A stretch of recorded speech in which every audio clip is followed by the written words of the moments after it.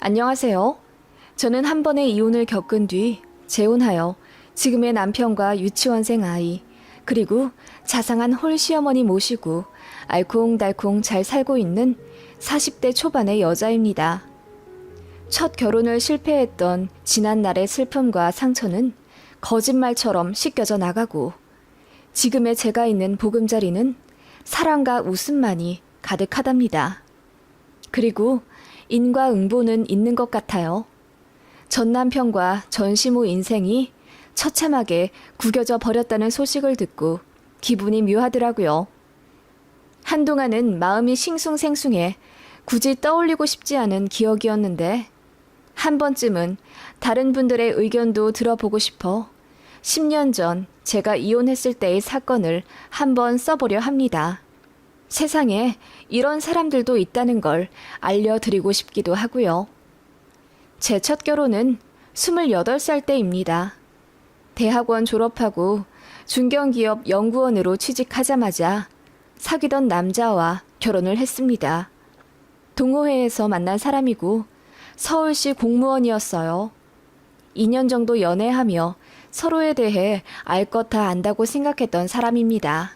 그 사람 부모님은 자영업을 하던 분이셨고, 서울 모 지하철 역세권 근처에서 크게 음식점을 하던 분들이세요. 원래는 형편이 그닥 여유롭지 않은 집안이었는데 퇴직 후 시작한 사업이 운 좋게 잘 되어 한 달에 많게는 순수익 3천만 원도 넘게 버신다고 하더라고요. 자가로 서울에 집도 갖고 계셨고 현금도 좀 있으셔서 저희 결혼했을 때 신혼집에 보태라고 7억 해주셨네요.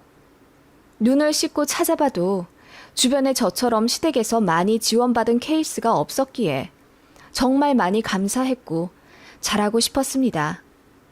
집을 해주셨다는 이유로 비밀번호 요구하시고 시도 때도 없이 찾아와 살림 간섭하고 잔소리 하시긴 했지만 그냥 어머님 성격이려니 하고 좋게 생각했어요. 그런데 어머님은 제가 마음에 안 드셨나 봐요. 우리 아들이 좋아하는 여자라 결혼 허락하긴 했지만 네가 마음에 드는 며느리는 아니다. 나는 집에서 살림하는 여자가 며느리 되길 바랬어. 그래서 시부모 장사하는 데 와서 돕고 우리 아들 힘들게 일하니 저녁에 따뜻하고 맛있는 밥 해먹이고 아침엔 와이셔츠 잘 다려서 출근시켜주길 원했는데. 아, 그러셨어요? 저도 일을 해서 많이 바쁘긴 하지만 주말에 가끔 시간 내서 어머님 아버님 도와드리러 갈게요. 그리고 부부니까 서로 많이 배려하고 양보해야죠. 저도 현석 씨 위해서 제가 할 수 있는 건 다 할게요. 네가 할 수 있는 거? 그러면 아침에 1시간 더 일찍 일어나서 우리 아들 밥 해먹이고 출근할 수 있니? 얘기 듣기로는 우리 아들 아침에 밥도 못 먹고 출근한다고 하던데. 네? 아, 현석 씨 원래 아침 안 먹잖아요. 혼자 살 때도 안 먹었다고 그냥 가던데요. 그리고 제 출근이 더 이른 거 아시잖아요. 저 지금도 5시에 일어나요. 그 말에 전시모가 화를 버럭 내며 안 먹는다고 하면 네가 여러 가지를 시도해 봐야지. 가장은 뭐니 해도 아침밥이 중요한데 네 얼굴에 분만 쳐바르고 홀랑 나가면 되겠니? 라고 하시더라고요. 그래서 제가 말씀이 너무 심하셔서 상처받을 것 같다고 했더니 뭔 말을 못한다면서 그냥 나가시더라고요. 그날 펑펑 울며 남편한테 이야기했더니 우리 엄마가 아들 장가 보내고 아직 마음이 싱숭생숭해서 그러신가 봐. 여보가 이해를 좀 해줘. 사실 자기가 날 잘 안 챙겨주는 건 사실이잖아. 엄마 입장에서 속상할 순 있지. 라고 하길래 저도 돈 버는 맞벌이인데 어떻게 한쪽만 일방적으로 배려를 해주냐니 남편이 그러대요. 우리 집에서 7억 해주셨잖아. 그 말에 바보같이 한마디도 못하겠더라고요. 네, 저희 친정은 그닥 여유롭지가 않으세요. 아버지가 오랜 병환 끝에 저 대학생 때 돌아가셨고 보험 같은 게 없었기 때문에 병원비가 엄청났어요. 그거 전부 빚이었고 엄마랑 저랑 제 여동생이랑 아빠 돌아가신 슬픔에 젖어 살기보다는 돈 벌어서 상환하기 바빴어요. 그래도 저랑 제 여동생이 공부는 잘해서 둘 다 좋은 대학 들어갔고 공부해서 학자금 대출받고 장학금 받아가며 악착같이 공부해 연봉 높은 직장 얻었습니다. 그리고 결혼 직전에 아빠 병원비랑 학자금 대출 겨우 다 갚았네요. 그래서 저 결혼한다고 친정에서 지원해줄 돈이 없었어요. 그거 남자 집에서도 다 알고 계셨습니다. 솔직히 전 남편보다 제 연봉이 2배 정도는 높았지만 집 사정이 그러한 데다 시댁에서 7억이나 받고 시작하니 뭔가 움츠러드는 건 어쩔 수가 없었어요. 게다가 전시모는 뭔가 직업적인 특징 때문인지 목소리도 크고 사람을 이리저리 부리는 성향이셔서 저도 모르게 가스라이팅 당하는 것 같았어요.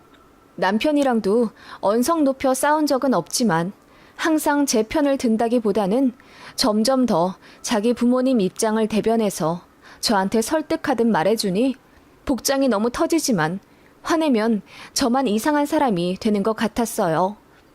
그래도 제가 선택한 사람이고 제가 조금 더 잘하면 되겠다는 생각으로 결혼 생활 성실하게 했네요.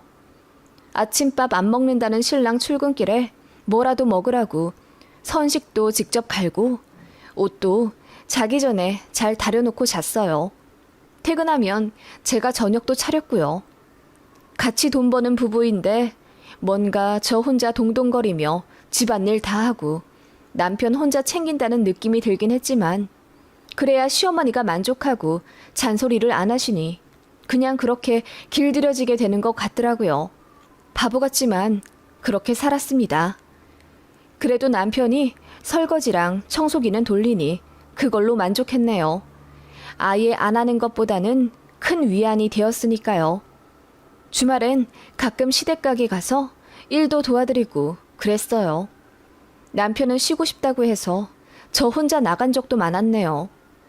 가서 주방 설거지하고 알바 빵꾸 났을 때 제가 대타 뛰고 그랬어요. 제가 며느리니까 이 집안 가족이니까 당연히 도와야 한다는 생각이 있었고 어머님도 그게 당연하다 여기셨던 것 같아요. 그런데도 한 번 며느리가 마음에 안 든 건 쉽사리 바뀌지가 않으신 것 같았어요. 제가 그렇게 잘하려 노력하는데도 어머님은 툭하면 저더러 일하는 며느리 필요 없다. 너 돈 번다고 유세 떨려고 하지 마라. 나는 싫으니까. 하셨고 제가 회사에서 인정받아 상도 받고 보너스도 받아올 때도 콧방귀 끼며 쳐다도 안 보려 하시더군요. 그렇게 결혼 생활 1년 정도 했습니다. 어머님과는 고충이 있었지만 남편이랑은 그렇게 사이가 나쁘지 않았어요. 그런데 상상도 못할 청천벽력 같은 일이 생기게 되었습니다. 제가 너무 피곤하고 힘들어서 영양제를 왕창 먹고 살았는데 주변에서 저더러 병원 좀 가보라 하더군요. 그런데 일도 너무 바쁘고 퇴근하면 병원 문은 닫혀 있는 데다 토요일은 시댁 가게 가는 게 일상이었던지라 병원 갈 시간이 좀처럼 안 나더라고요. 그래서 미루고 미뤘는데 어느 날 거울을 보는데 제 모습이 좀 초췌하게 느껴지더라고요. 뭔가 문제가 있긴 한가 보다 싶어서 많이 바빴지만 회사 휴가 내고 건강검진을 받았습니다. 그런데 제가 암이라더군요. 갑상선 암이래요. 심지어 임파선까지 전이가 된 상황이라 수술하고도 항암 치료를 오래 해야 한다고 하더라고요. 갑상선 암이 치료가 쉽고 예후가 좋긴 하지만 저 같은 경우는 이미 전이가 된 상황이라 결코 쉽게 볼 문제가 아니더라고요. 눈물을 펑펑 흘리며 남편에게 이야기했더니 남편도 착잡한 표정이었어요. 저는 그게 아내를 잃을까봐 비통한 심정을 애써 참은 것이라 생각했네요. 하지만 그건 착각이었습니다. 제 말을 듣자마자 남편이 하는 말이 우리 엄마한텐 뭐라고 말하지? 이러는 거예요. 그래서 그게 무슨 말이냐고 하니 아니, 안 그래도 자기를 아직도 마음에 안 들어 하시는데 자기가 몸까지 아프다고 하면 엄마가 정말 많이 화내실 것 같아. 그래서 자기 구박받을까 봐. 라고 하더군요.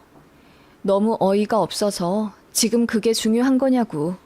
자기 배우자가 암에 걸렸고 전이가 된 상황인데 당장 본인 엄마한테 뭐라 말할지 고민되는 게 맞는 거냐고.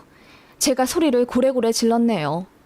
저도 암이라는 얘기 듣고 패닉이 온 상태라 예민했던 것 같습니다.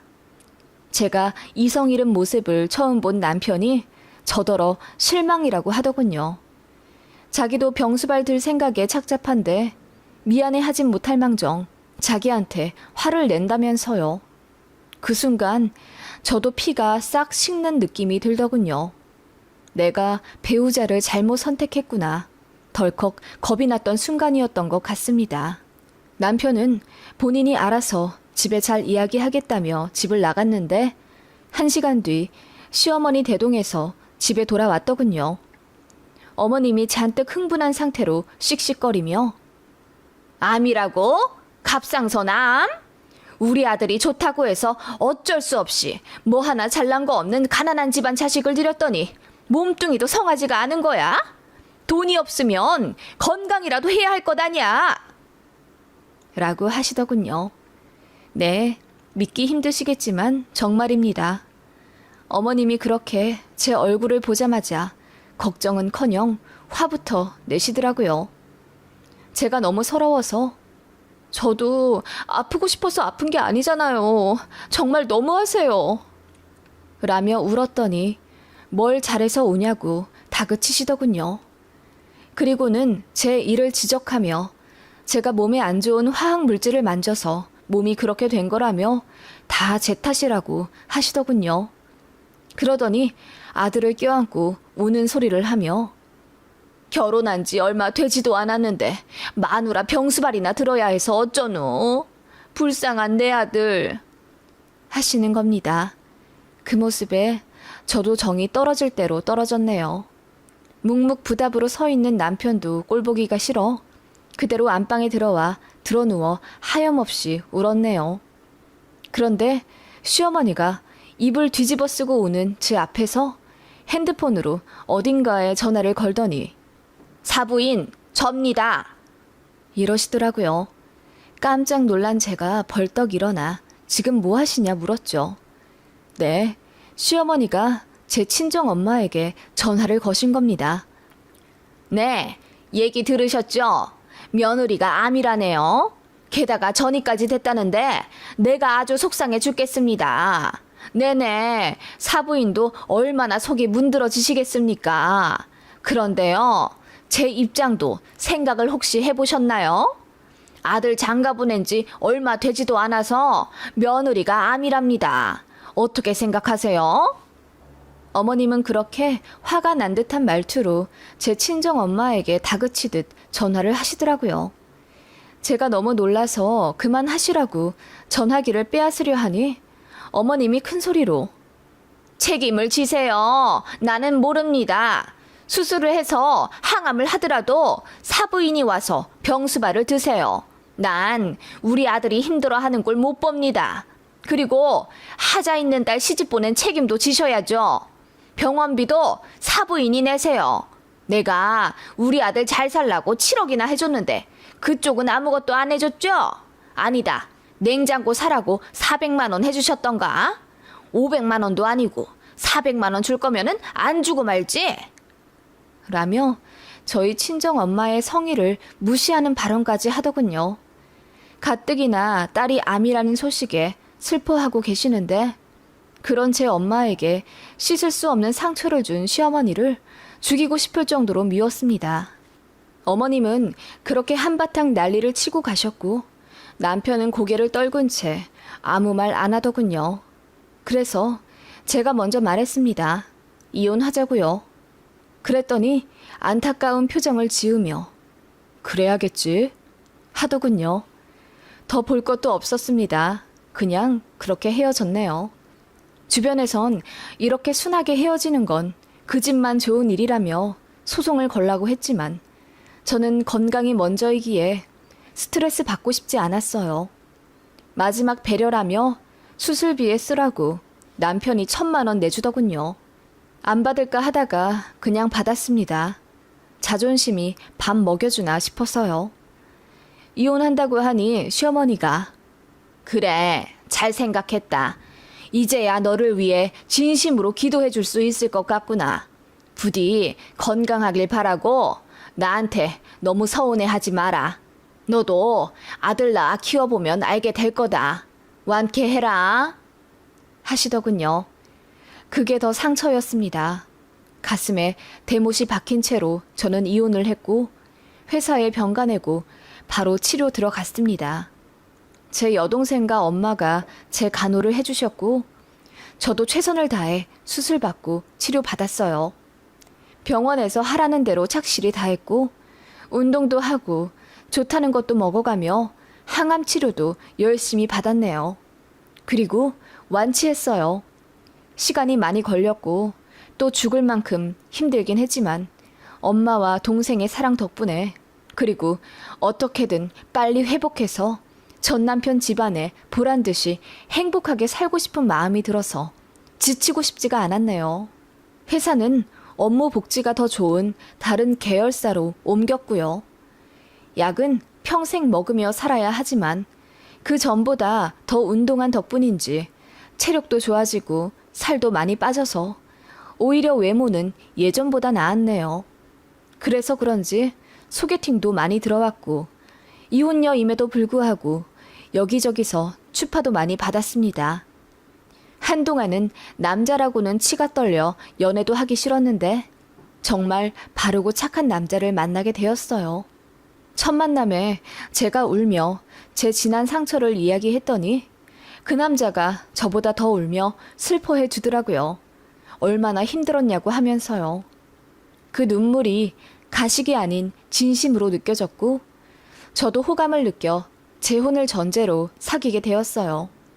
그리고 30대 중반에 그 사람과 결혼, 아니 재혼했네요.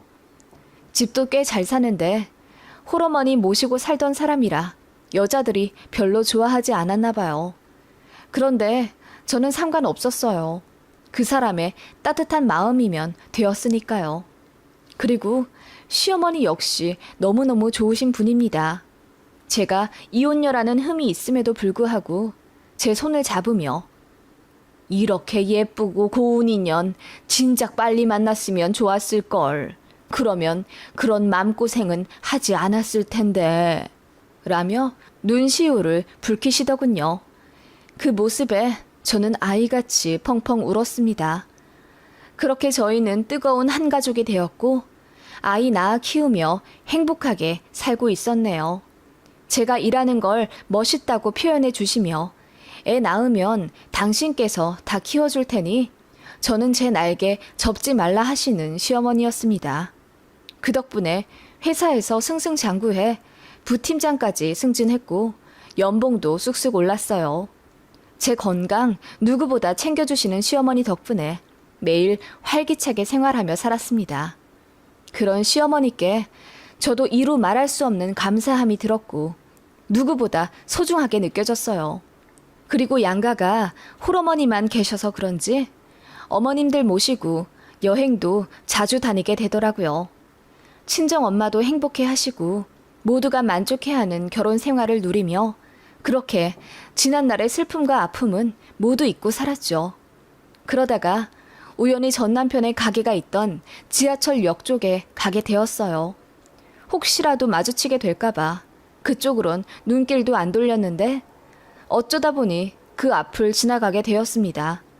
그런데 가게가 살짝 바뀌어 있더라고요. 사장님까지 아예 바뀌어 있길래 가게 팔고 다른 데 가셨나 보다 싶었죠.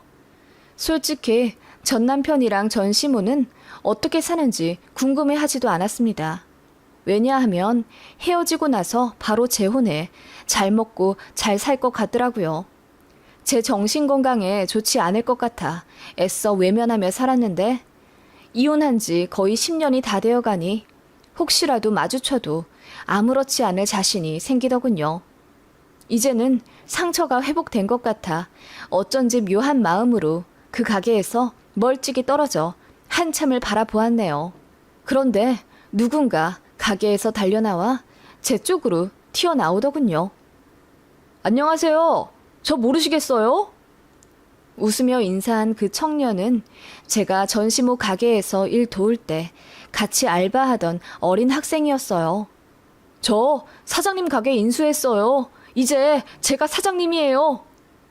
그러길래 제가 잘 됐다고 축하 인사를 건네니 그 청년이 그러더군요. 이혼하셨다는 얘기 들었어요. 한동안 안 오시길래 제가 사장님한테 여쭤봤더니 참, 건강은 괜찮으세요? 암 걸리셨다고 들었는데. 괜찮아요. 보다시피 건강해요. 아니, 전보다 더 건강해져서 탈이죠. 정말 보기 좋아 보이세요. 전보다 더 예뻐지시고 표정도 행복해 보이시네요. 사장님은 완전 인생 날아갔는데. 솔직히 저는 누나 응원했어요. 사장님 진짜 나빴잖아요. 그 청년은 제가 시집살이 당하며 구박받은 것도 바로 옆에서 지켜본 사람이고 제가 암 걸려 버림받았다는 사실도 알고 있어서 그런지 제 편이더라고요. 그런데 전시모가 인생이 날아갔다는 이야기는 좀 이해하기 힘들었어요. 그래서 무슨 일 있냐고 물었더니 형 이혼하고 집 처분한 돈 합쳐서 사장님이 다른 사업 하려고 준비 중이셨어요. 그런데 사기 당하신 것 같더라고요. 그거 준비한다고 대출도 엄청 받으셨는데. 그래서 형 공무원이잖아요. 공무원은 대출 잘 나오니까 형 명의로 대출 받아서 급한 거 메꾸려고 했는데 그것도 잘 안 되셨어요. 그래서 이 가게 급초로 내놓으신 거고 제가 재작년에 아빠 꼬셔서 이거 인수했죠. 라고 하더군요.